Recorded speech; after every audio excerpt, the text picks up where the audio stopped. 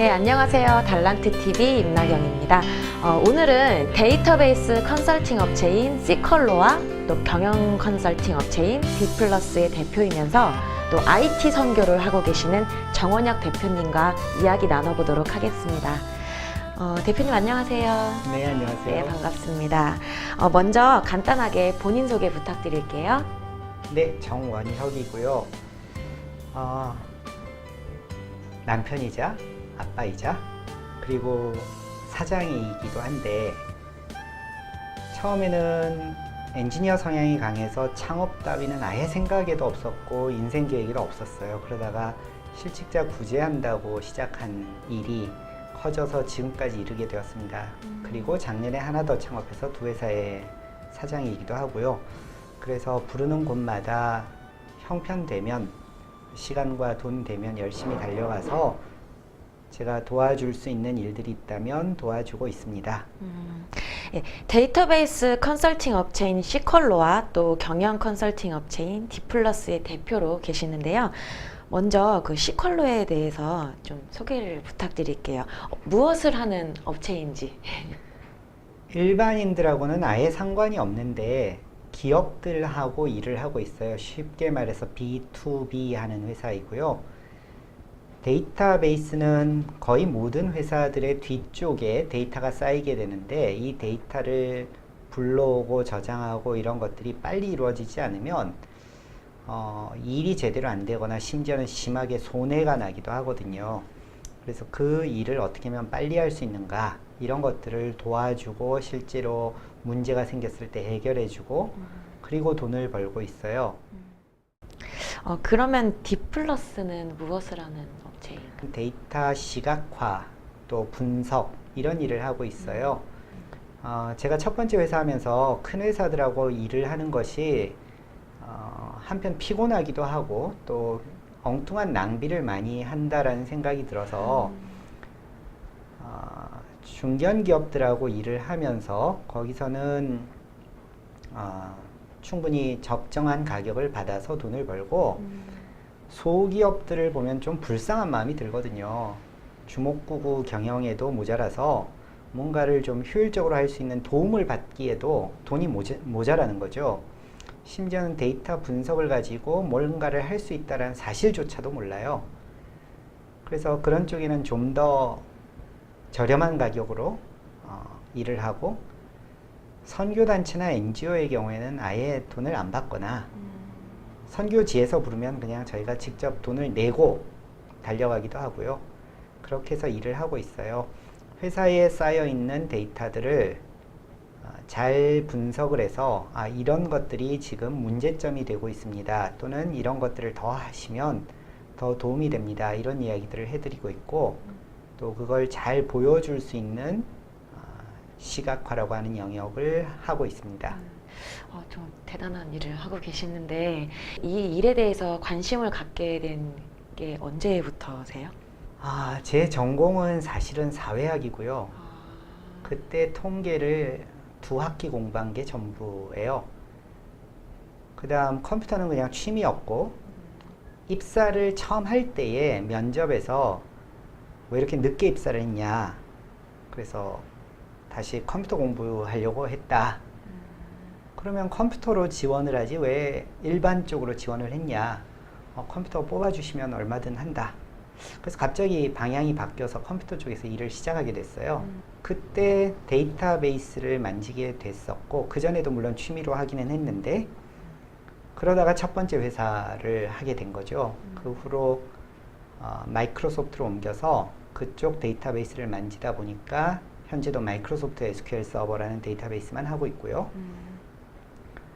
통계 혹은 분석 이런 것들을 되게 재밌게 생각을 했고, 데이터베이스 처리하다가도 이거는 왜 이럴까, 이런 식으로 나름 분석을 하고 있었는데, 나중에는 빅데이터라는 것들이 주류가 되면서 또 저도 거기에 관심이 있어서, 그리고 이쪽 영역은 아무래도 저한테 도와주세요 이런 분들을 도와드리기가 훨씬 더 보편적인 거예요.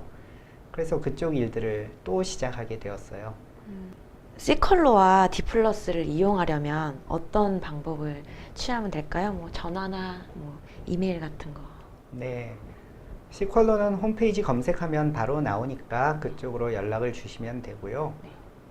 D플러스는 현재 홈페이지도 없고 아직 도메인만 가지고 있고 회사 메일만 가지고 있는 형태예요. 연락을 하시려면 저의 메일 계정으로 연락을 하시거나 전화는 제가 뭐 알려드리는 건 전혀 어렵지 않은데 강의나 또는 회의나 이런 것들 때문에 거의 받지를 못하고 있어요. 그래서 저한테 연락은 오히려 메일이나 페이스북 메신저나 이런 것들이 훨씬 더 빠르고요. 그렇게 연락을 주시면 저희가 할 수 있는 일이면 얼마든 도와드립니다. 네, 그 IT 선교에도 활발하게 활동하는 걸로 알고 있거든요. 그 IT 선교를 모르시는 분들을 위해서 IT 선교가 무엇이며 또 어떤 일을 하는 것인지 소개를 좀 짧게 부탁드릴게요. 목회자, 선교사, 평신도 이런 구분 별로 안 좋아한다라고 했는데 저는 하나님이 그냥 사람 만드셨다. 그리고 예배하는 사람으로 살아가게 하셨다. 그걸로 충분하다고 생각을 해요. 그래서 가끔씩 저한테 뭘로 호칭을 불러야 되냐. 그냥 정원혁이라고 부르시라고. 꼭 회사에 저희 회사는 사실 그 직급도 다 없애려고 시도를 했었고요. 이런 것들이 중요한 게 아니라 내가 누구인가. 그래서 하나님께서 아담아 내가 어디 있느냐라고 질문하셨던 것처럼 내가 누구냐가 중요한 것이지 내가 지금 무슨 명칭을 달고 있느냐가 중요하지 않다라고 생각이 돼요. 선교도 마찬가지인데 IT 선교니, 의료 선교니, 교육 선교니 이렇게 구별한다라고 해서 뭐 특별한 게 있는 건 아니거든요. 거기서 정말 영혼이 구해지면 그게 선교인 거죠. 물건을 팔면서도 선교하는 거고 뭘 하면서도 다 선교할 수 있거든요. 그런데 제가 의료 선교를 따라갔더니 거기서 청소하고 약봉지 싸고 사람들 줄 세우고 이런 것들 가지고는 제 스스로 재미가 있지 않더라고요. 그런데 컴퓨터를 가르쳐라 그러면은 저는 너무 재밌어요. 컴퓨터로 뭘 해달라 굉장히 재밌어요. 그래서 예전 회사에서는 경리과 사람들이 늦게 퇴근하는 거 보면서 거기에 그 지금 말하는 엑셀이란 거 조금만 가르쳐주면 집에 가는 시간이 빨라지거든요. 저희 회사의 모토 중에 하나가 우리 고객님들을 빨리 집에 가게 하자 이런 거거든요. 그러면 제가 재밌어 하는 일을 하는데 제가 처음 직장 갔을 때 저는 컴퓨터가 취미인데 취미생활 하는데 월급을 주더라고요. 깜짝 놀랐어요. 그것도 많이. 도저히 대학 때 알바해서 벌 수 없는 돈을 주는데 남들은 취미생활 하는데 돈을 내면 사거든요. 그래서 무슨 오디오 취미다 그러면 비싼 오디오 산다고 돈을 몇 달치 급여를 갖다 붓고 이러는데 저는 취미생활 하는데 돈을 벌더란 말이죠. 근데 취미생활 하는데 선교도 된대요. 그러니까 얼마나 좋아요. 그러니까 저는 제가 좋아하는 걸 하다 보니 이게 IT 선교였지. 예를 들어서 뭐 미용을 한다. 그럼 미용 가지고 선교할 수 있는 거고요. 또 법률을 한다. 그러면 저희 아는 변호사님은 법률은 도대체 다른 나라 가서 뭘 어떻게 못해 라고 하시는데 저는 거꾸로 요즘 한국에 와 있는 이 많은 이주 노동자들을 보면 혹은 와서 불법 체류하고 있는 이 사람들을 보면 한국에도 굉장히 많은 난민들이 있거든요. 이런 사람들을 보면 도와줄 일들이 참 많다라는 생각이 들어요. 그러니까 무슨 일을 하든지 간에 거기서 내가 할 수 있는 영역이 있다면 그거 하는 게 충분하다. 그리고 그게 직접적으로 누군가를 영접시키지 않더라도 한 다리 건너서 할 수 있는 일이면 그걸로 충분한 일이 아닐까라고 생각이 돼요. 그래서 내가 하고 있는 일에서 그 찬양 있죠. 부르신 곳에서 그 말씀대로 그냥 현재 있는 내가 있는 그곳에서 꽃을 잘 피울 수 있다면 그걸로 충분하다라는 생각을 하고 있습니다. 그러면 IT 선교에 관심 있는 분들이 참여를 하고 싶으면 어떻게 하면 좋을까요? IT의 분야도 너무너무 다양해서 예를 들어서 하드웨어 엔지니어도 IT 영역이거든요. 소프트웨어 중에서도 보안 쪽도 있고 홈페이지도 있고 다양해요. 선교지에서 실제로 뭘 필요하냐라는 것이 더 중요한 것 같고요. 저는 일단 저한테 연락 주시면 제가 잘 목록을 갖고 있다가 어떤 선교사님이 이런 거 도와주세요 그럴 때 연결시켜 드리면 되겠죠. 그리고 굳이 저한테 연결 안 하셔도 사실 컴퓨터 하는 분들이니까 조금만 검색해 보면 곳곳에 도와주세요라고 하는 수많은 요청들이 있어요. 그런 선교 단체들도 많고요. 그래서 이름 하나하나 안 해도 참 많이 있는데 뭐 참여할 방법이 없어서가 아니라 사실은 그동안 마음을 못 냈거나 용기를 못 냈을 따름이지 하려는 마음만 먹으면 바로 참여할 곳들은 많이 있을 거예요.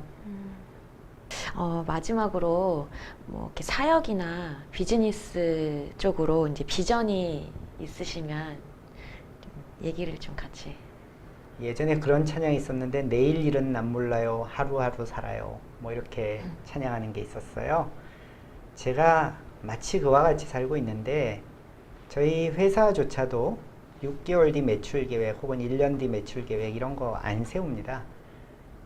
첫 번째는 세우는데 시간 너무 들고 두 번째는 그게 맞는 법이 없고요.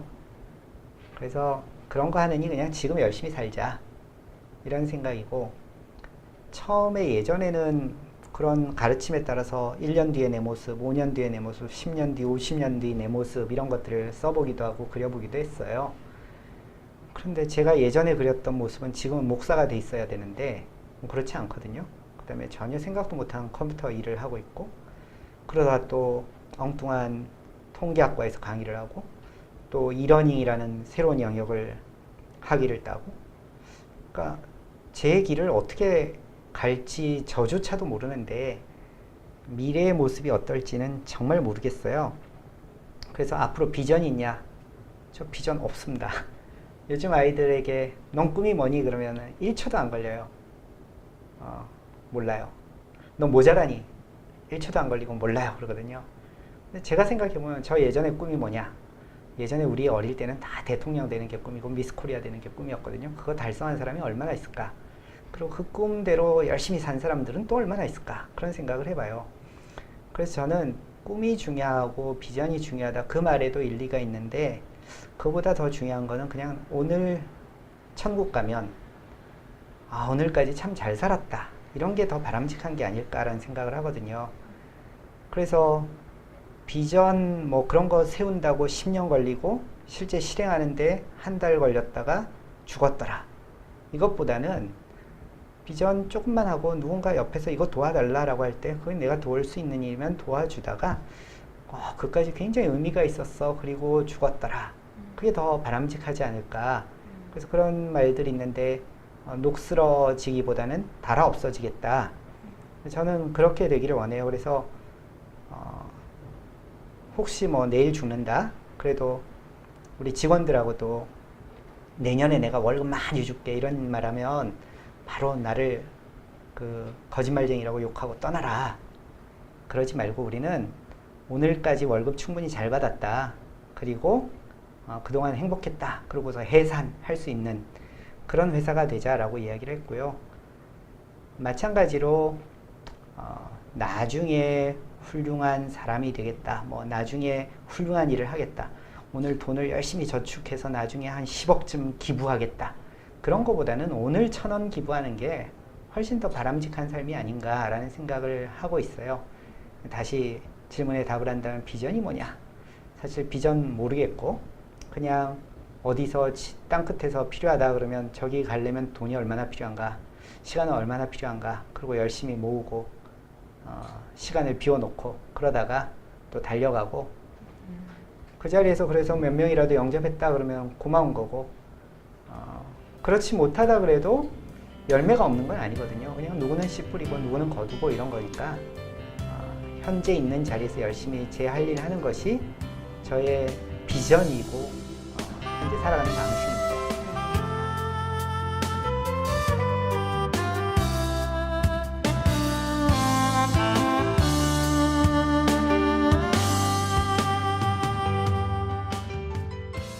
네, 오늘은 비즈니스를 통해서 IT 선교를 하시는 정원혁 대표님을 만나보았습니다. 대표님 오늘 함께 해주셔서 너무 감사합니다. 네, 감사합니다.